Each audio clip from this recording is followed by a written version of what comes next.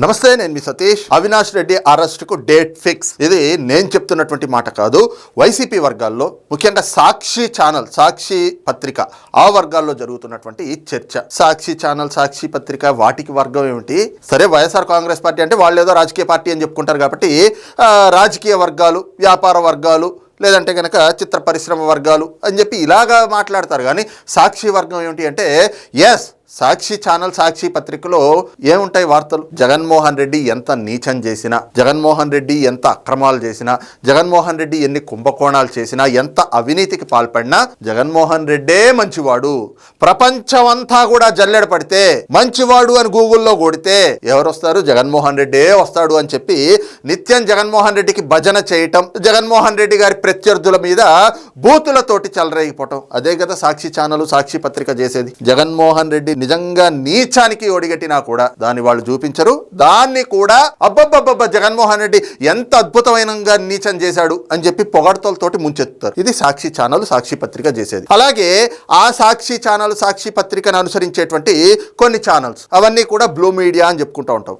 అయితే సోషల్ మీడియాకి వచ్చేటప్పటికి వీళ్ళే కొన్ని పెయిడ్ ఛానల్స్ పెట్టించుకున్నారు కదా. కొంతమందికి డబ్బులు ఇచ్చి నెల నెల మేపుతా ఉన్నారు కదా. కొంతమంది పేటీఎం కూలీల్లాగా సోషల్ మీడియా సైకోలు తయారైన వాళ్ళని మనం చూసాం కదా. ఇప్పుడు అలాగా బ్లూ మీడియా, అలాగే వాళ్ళ సోషల్ మీడియా పెయిడ్ ఛానల్స్ ఏవైతే ఉన్నాయో వాటిల్లో కొంతమంది ఇదే సాక్షి ఛానల్లో కూర్చుని రోజు, ఎందుకంటే వాళ్ళకి ఇంకేం పని ఉండదు, నెల నెల వైసీపీ నుంచి ఇంత అని చెప్పి డబ్బులు ముట్ట చెప్తా ఉంటారు. ఎందుకు అంటే జగన్మోహన్ రెడ్డి గారికి అనుకూలంగా మాట్లాడుతూ ఉండండి, ఆయనకి బాకాలు ఊది ఆయన లేపుతా ఉండండి, ఆయనకి ఎలివేషన్లు ఇవ్వండి అని చెప్పి. వీళ్ళకి బయట ఉద్యోగాలు సద్యోగాలు ఏమీ ఉండవు, వీళ్ళకి పని పాట ఏమి ఉండదు. కాబట్టి వీళ్ళు రోజు వెళ్ళి ఛానల్లో కూర్చుంటారు. వీళ్ళు తప్పితే ఇంకెవరు కూడా దొరకరులేండి ఆ డిబేట్లో కూర్చోడానికి గెస్ట్ల కింద. కాబట్టి రోజు ఒకటే ముఖాన్ని మనం చూస్తూ ఉంటాం. ఆ ముఖం పేరేమిటి అంటే, ఆ పేరు చెప్పడం కూడా నాకైతే ఇష్టం లేదు. ఎందుకంటే నేను ఒక జర్నలిస్ట్ని, నాకు అక్రిడేషన్లు ఉన్నాయి. జగన్మోహన్ రెడ్డి ప్రభుత్వంలో కూడా నేను జర్నలిస్ట్ని అని చెప్పి గుర్తించి నాకు అక్రిడేషన్ కార్డు ఇచ్చారు. కాబట్టి నేను ఒక జర్నలిస్ట్గా మాట్లాడుతూ ఉన్నాను. కాబట్టి ఆ వ్యక్తి పేరు, ఆ స్థాయి కూడా కాదు అయింది.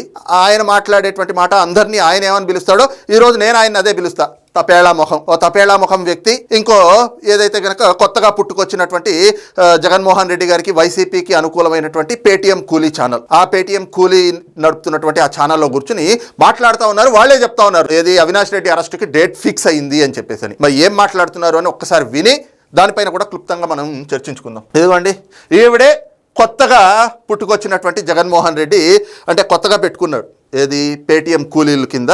ఆయన నిత్యం ఎవరో ఒకళ్ళని చేర్చుకుంటూ ఉంటాడు కదా. ఇప్పుడైతే ఆంధ్రప్రదేశ్లో ఎవరు సాహసించట్లేదు. కూటమి ప్రభుత్వ అధికారంలోకి వచ్చిన తర్వాత గడిచిన 5 ఏళ్ళు పేట్రేగిపోయారు కదా సోషల్ సైకోలు, డిజిటల్ డెవిల్స్ లాగా.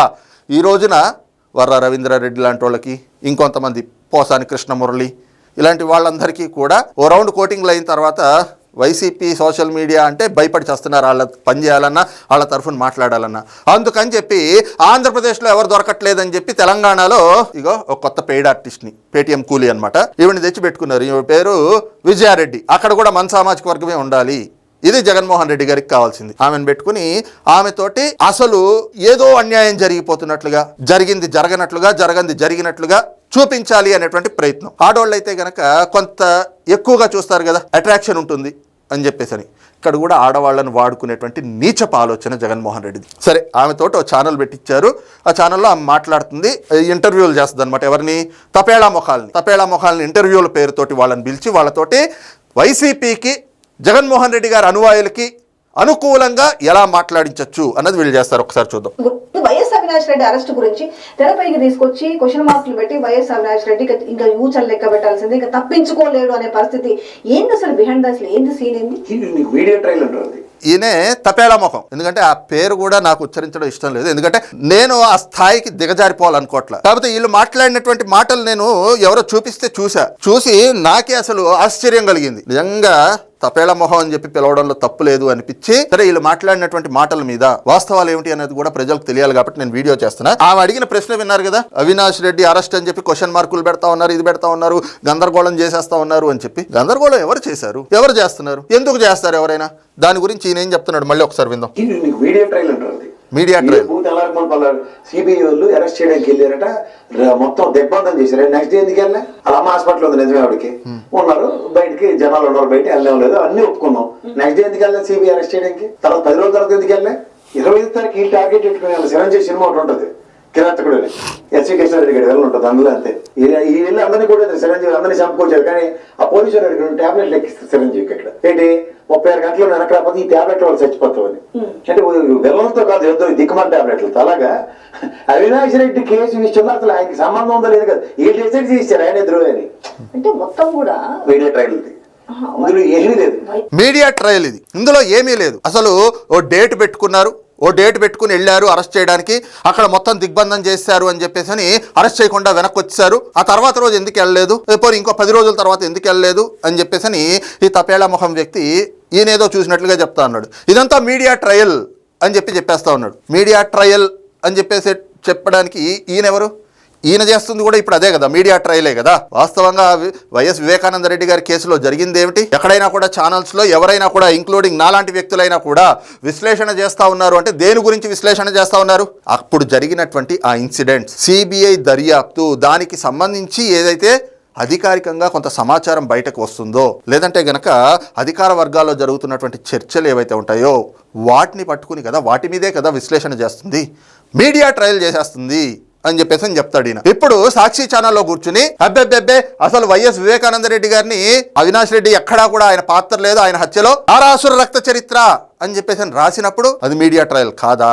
సిబిఐ వాళ్ళు ఇన్వెస్టిగేట్ చేసి అవినాష్ రెడ్డిని, ఆయన తండ్రిని, మొత్తం 8 మంది బ్యాచ్ని, ఇదిగో మీ పాత్ర ఇది అని చెప్పేసి అరెస్టులు చేస్తే, కోర్టులో చూపిస్తే కోర్టులు జైలు శిక్ష వేసింది నిజం కాదా? రిమాండ్లు విధించింది వాస్తవం కాదా? సిబిఐ అధికారులు వాళ్ళు చేసే దర్యాప్తు తప్పే, వీళ్ళంతా కూడా నిందితులు అని చెప్పేసి కోర్టు కూడా ప్రాథమికమైనటువంటి ఆధారాలు చూసి అవును వీళ్ళు బయట ఉండకూడదు, రిమాండ్ విధించండి అని చెప్పేసి వీళ్ళకి రిమాండ్లు విధిస్తే కోర్టులది కూడా తప్పే. ఈ తప్పేళా మొఖాలు చెప్పేది మాత్రం వాస్తవం, అది నమ్మాలి. మీడియా ట్రయల్ అని చెప్పేసి నువ్వు మాట వేసేస్తారు. ఎందుకు ఆ తర్వాత వెళ్ళలేదు? అసలు అంత దిగ్బంధం చేసేశారా? ఈ మాట ఎవరు చెప్పారు? ఏది? అవినాష్ రెడ్డిని ఇప్పుడు అరెస్ట్ చేస్తే లా అండ్ ఆర్డర్ సమస్య తలెత్తుతుంది. రాష్ట్ర పోలీసులుగా, ఈ జిల్లా ఎస్పీగా నేను అసలు ఎలాంటి సహాయం కూడా చేయలేను అని చెప్పి సిబిఐ అధికారులకి నిర్మోహమాటంగా చెప్పి సహాయ నిరాకరణ చేసింది ఎవరు? ఎవరికి హయాంలో? జగన్మోహన్ రెడ్డి గారి హయాంలో కాదా? ఈ మాట ఎవరైనా కూడా కల్పించి చెప్పారా? అప్పటి సిబిఐ అధికారులే చెప్పారు కదా. అవినాష్ రెడ్డి రోడ్డు అవతల హాస్పిటల్లో ఉంటే రోడ్డు యువతల సిబిఐ వాళ్ళని లోపలికి వెళ్ళనీయకుండా అన్ని 100 మందిని అక్కడ పోగేసి రౌడీ గూండాల మందను అక్కడ పెట్టింది వాస్తవం కదా? ఆ వీడియోలు రాలేదా బయటకి? 1 రోజు కాదు, 2 రోజులు కాదు, 3 రోజులు సిబిఐ వాళ్ళు రావడం, వెనుదిరిగి వెళ్ళడం, రావడం, వెనుదిరిగి వెళ్ళడం వాస్తవం కాదా? ఈ తపేళ మొహోడు చెప్తాడు ఈ రోజున. ఏది?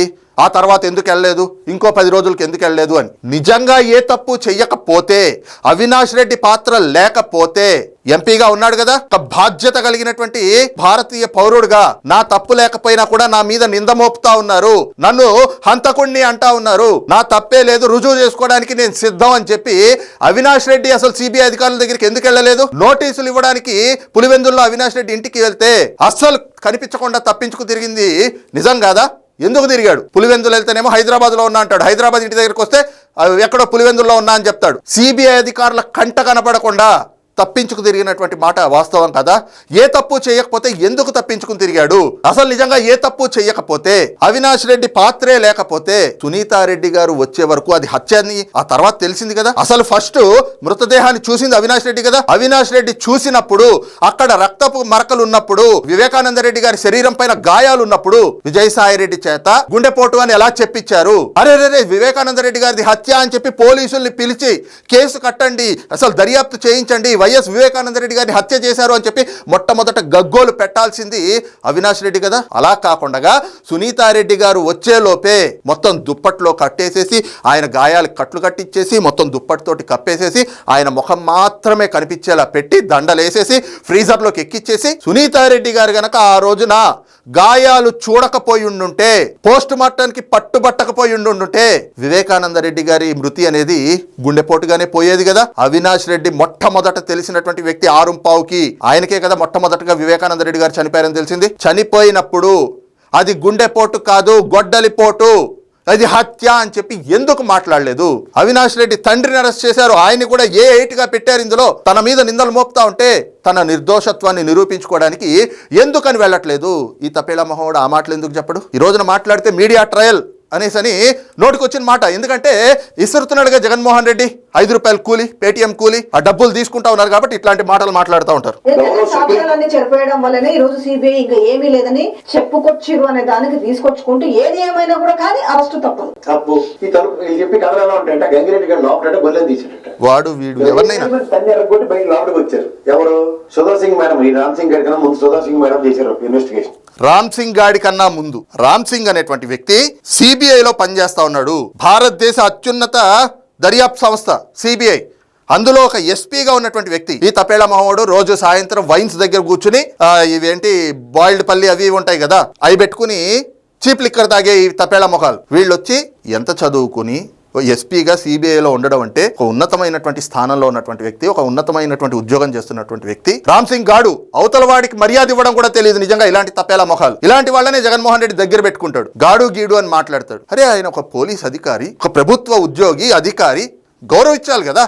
అలా కాకపోయినా ఒక ఎదుటి వ్యక్తిని గౌరవంగా పిలవాలి కదా. అందుకే ఇతన్ని ఇందాక నుంచి నేను తపేళ మొహం గాడు అంటుంది ఊరికే అనట్లా. అవతల వాళ్ళకి మర్యాద ఇస్తే మనకి మర్యాద దక్కుతుంది. అలా లేకుండా ఇష్టారీతిలో మాట్లాడితే ఇలాగే ఉంటుంది. ఆవిడ ఇచ్చిన రిపోర్ట్ అంటే it's a brutal murder with a conspiracy robbery. 40 లక్షలు రికవర్ చేశారు. దస్తగిరి గారి దగ్గర కాగితాలు ఎత్తుకెళ్ళిపోయి దొరికి. దస్తగిరి చంపింది వాస్తవమే కాదు, దస్తగిరితో పాటు 5 లోపల నుండి చంపారు. 5లో 4 వేలు ముద్రలు టాలీ. అదే చెప్తాను. తలపెరకు కొట్టి వచ్చిన దగ్గర ఆ ఫోరెన్సిక్ వాళ్ళు చేపించింది అదే కదా, వీళ్ళేది కదా ఇప్పుడు చెప్తాను. అదే ఎవరు చేపించింది? ఎవరన్న దగ్గర అవినాష్ రెడ్డి వాళ్ళు చెప్తున్న వర్షన్ ఎలా అది చెప్తున్నాడు. ఆ వెర్షన్ మీకు ఏది రైట్ ఏది రంగం దగ్గర ఫోరెన్సిక్ డిపార్ట్మెంట్ 118 ఫోటోలు పట్టుకుంది. ఆ 118 ఫోటోలు అవుట్కమ్ ఏంటి తెలుసా? 4 వేలు ముద్రలు జరిగాయి. గంగిరెడ్డి గారిది, వంటోడు సునీల్ గారిది, దస్తగిరి గారిది, ఇలా 10 మంది అందరికీ 5వ వాడి టాలీ కావట్లేదు. అదే ప్రొఫెషనల్ కిల్లర్. ఆయన అప్లై చేసింది ఎవరు? అవినాష్ రెడ్డి అంటున్నారు వీళ్ళు. అందం ఓ మాటకి ఏ ప్రాతిపదిక మీద ఓ టికెట్ ఇవ్వలేదనా? అయితే ఏమైనా ఆస్తిలో వాటా రావాలన్నా? వివేకానంద రెడ్డికి సునీతికి తలకైనప్పుడు తీసుకొచ్చిన వారసుడు షమీం కొడుకు. ఆతో ఆగబోద్దు కానీ పంచాయతీ దీనికేముంటది? రెండో పాయింట్, ఇతను రాజకీయంలో ఇతనికి టికెట్ రాదు, వివేకానంద రెడ్డికి జగన్మోహన్ రెడ్డి ఇస్తారంటే కాంట్రడిక్షన్. అది కాంట్రడిక్షన్ కాదు కదా. మూడో పాయింట్ ఇంకేముంది? రాష్ట్రంలో డబ్బులు ఆయన దగ్గరే మొత్తం ఆ చెక్ పవర్లతో సైతం అన్ని లాక్కొని సునీతమ్మే. నేను కదా అది పిఏ చెప్పాడు రామకృష్ణ రెడ్డి. ఆయన కూడా అబద్ధం చెప్తున్నారని చెప్తున్నారు. అందరూ అబద్ధం చెప్తారు. ఒక్కరు సత్సంగాలు జాయిన్ అయ్యారు, వీళ్ళు చెప్తారు. అలా అమ్మేటి చెప్పింది. ఈ శుచిముఖం దాంతో నాకు ఎంత తరకాన ఉందని డైరెక్ట్ చెప్పింది.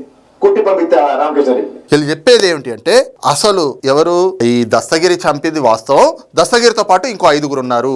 దస్తగిరి దగ్గర రికవర్ చేసిన 40 లక్షలు ఏమిటి అంటే వైఎస్ వివేకానంద రెడ్డి గారి ఇంట్లో ఆయన్ని హత్య చేసి ఆ డబ్బులు డాక్యుమెంట్లు దోచుకెళ్ళిపోయారు.